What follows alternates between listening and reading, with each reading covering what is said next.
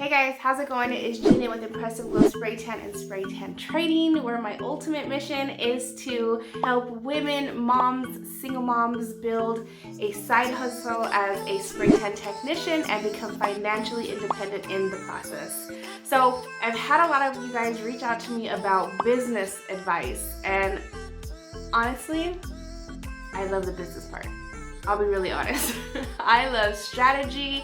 I love dealing with the finances. I love the marketing part of this. I really enjoy that part of what I do. So I love that you guys had questions about business. And so somebody had messaged me and asked me if I could give them probably advice of things I wish I would have known and done at the beginning. And I thought, what a great idea. So if you're interested in some of the top things that I wish I would have known prior to starting my spray tan business, stay tuned.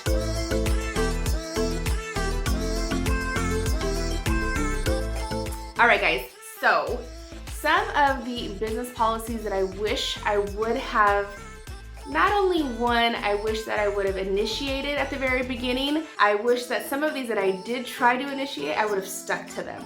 So setting hours for your business and being strict with that from the very beginning is very important. If you're doing this as a side hustle, then you probably have a full-time job, you probably have some kids, you have other responsibilities. Set these hours in stone very quickly and do not budge for them. Because the minute you tell a client, oh, okay, well, I can do it at this time, but I don't normally do it, but I'll do it for you. I understand you don't want to miss an appointment. I understand, shoot, as a single mom, when I first started this business, I understood what a $40 appointment meant to me. I understood that a $40 appointment could put some groceries in my refrigerator for a couple days. I get it. I totally get it. But very quickly, make sure you set that schedule and you set it in stone and you don't budge, because girls will ask, and they, even though you tell them you're only going to do it once, they're going to continue to ask you, I promise. So get your schedule set, put it in stone, let people know what your availability is, and don't waver from that. Do what you got to do. You want to use this business as just what it is. It's a side hustle. So don't take time away from your kids, jeopardize your full-time job, or take away and make it more stressful on you than life already is. So that is one of the big ones. Another thing that I wish I would have done a little bit earlier in my business is setting up some kind of official booking system. I was doing things on paper for a lot of months. And here's why. The reasons why I love booking systems, everything is done automatically. All I really have to do is forward my clients a link. Number one, they can see my availability and we don't have to do the back and forth of, does this time work for you? Does this time work for you? They can see my schedule. They can put themselves where it's convenient for them in between the times that I'm available, and that's it. Literally, that will kind of eliminate the question of, oh, well, could you do it this day? No, you see my schedule. This is what it is. So they can set up that appointment themselves, the time. Also, what that is going to do is booking systems have automatic emails to them or text messages, whatever way you set confirmations and reminder emails or text messages. And what's great is you get to put all of your prep, post-care, anything that you want your clients to know, you can put into this email and it is automatically generated to them, and you do not have to worry about a thing. You can include your location, you can include your policies, you can include anything you want in these emails, and they automatically get generated to them, and that's it. You can set up reminder emails to them so that they will get a reminder about their appointment a couple days ahead of time or 24 hours ahead of time, however you want to do that. But what it also does is it is a collection system for you to collect people's names, phone numbers, and emails.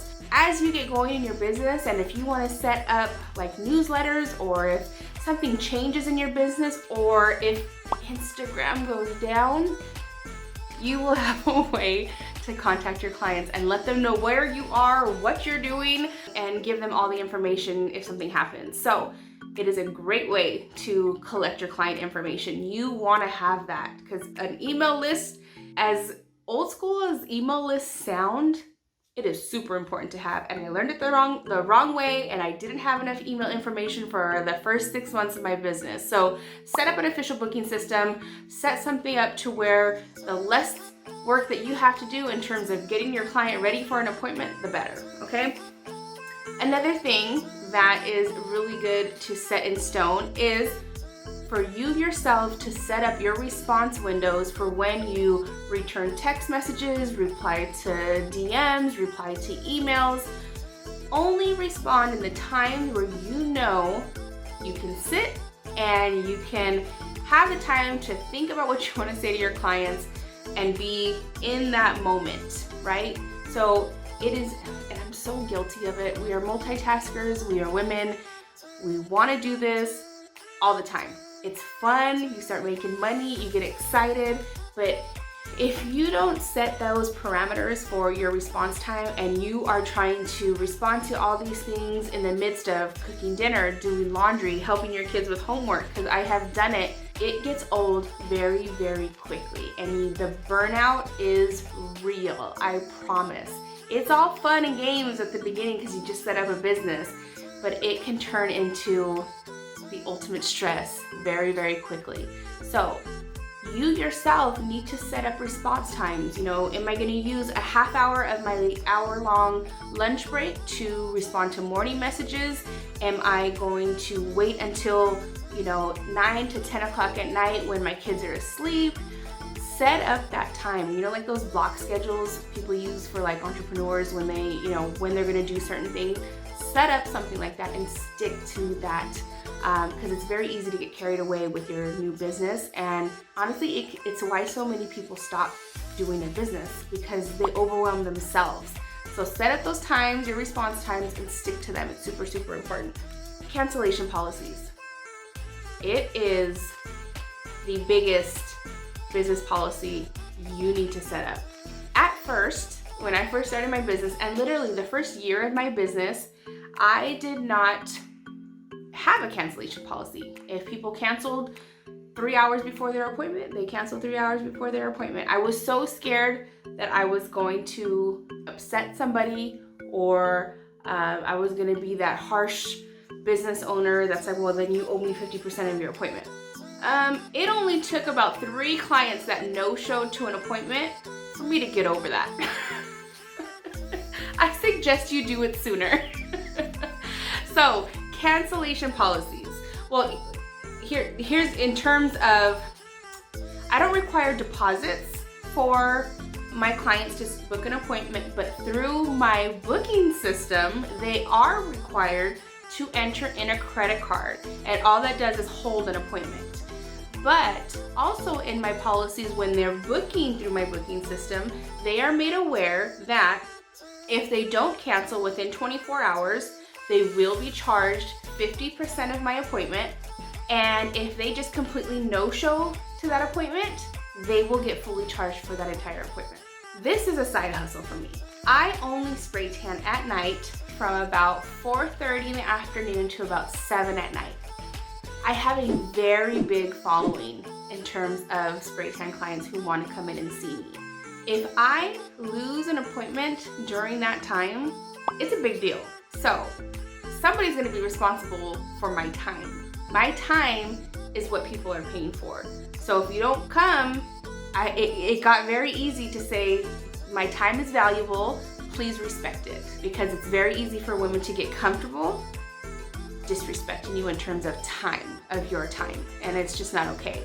Especially at the very beginning when I was spray tanning from here to here at night during the weekday. I was making special arrangements for childcare for my kids, or making sure that they had somewhere to go, or someone was picking them up, or if they had something going on, and I was making arrangements for people to help me with them. And for somebody to no-show to that appointment after I've done all this work to set up my week, in terms of that, I got very comfortable quickly getting that policy in place. And I suggest you start that from the beginning. Set up some kind of policy where you let them know if they don't cancel within a certain amount of time, or if they no-show, or however you want to set that up, but make sure that is in writing, and make sure that they are very aware that you don't mess around.